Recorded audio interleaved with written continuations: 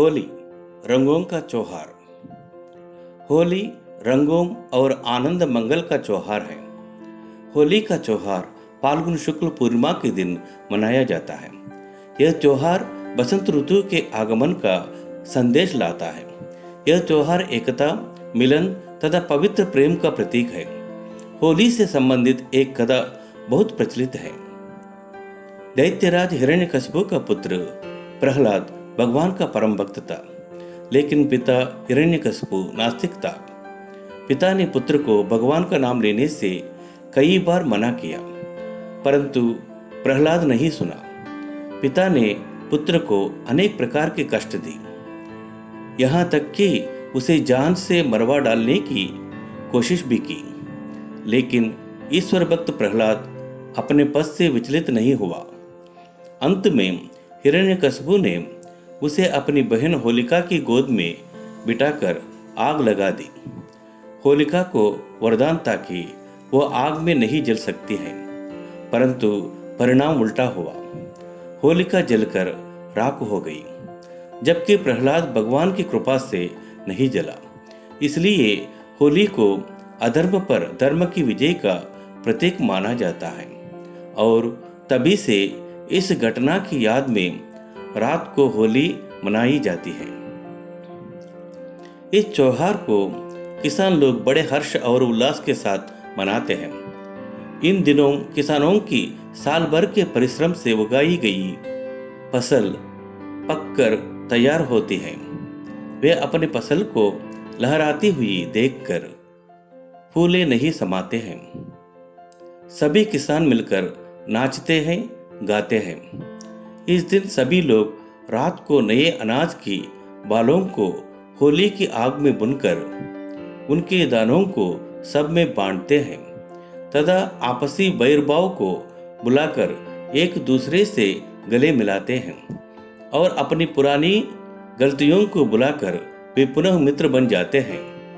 संध्या समय महिलाएं और बच्चे होली का पूजन करते हैं। होली का दिन लगभग दोपहर के 2 बजे तक रंग तथा गुलाल से होली खेली जाती है।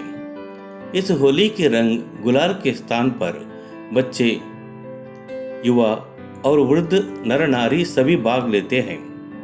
कुछ लोग गुलाल के स्थान पर चंदन का टीका लगाते हैं तथा आपस में गले मिलाते हैं।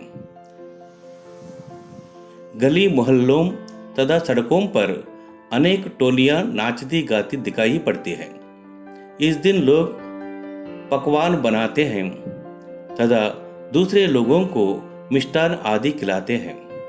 होली के दिन कुछ लोग तो भांग आदि का भी सेवन करते हैं। होली का त्योहार बिल्कुल अनोखा है। गाना बजाना, नाचना कूदना, मिष्ठान खाना पीना और हल्के एवं उचित रंग गुलाल का प्रयोग कर मन का उल्लास प्रकट करना ही वास्तविक होली है। रंग बिरंगी होली आई, होली आई, होली आई, रंग बिरंगे रंग उड़ाती आई, धूम मचाती होली आई, खुशियां बांटती होली आई, रंग गुलाल उड़ाती आई, अपने साथ अनेकों उपहार लाई। फाल्गुन की खुशियों का मेला लाई, फाल्गुन की खुशियों का मेला लाई, पुरानी दुश्मनी बुला सब गले लगाई आई।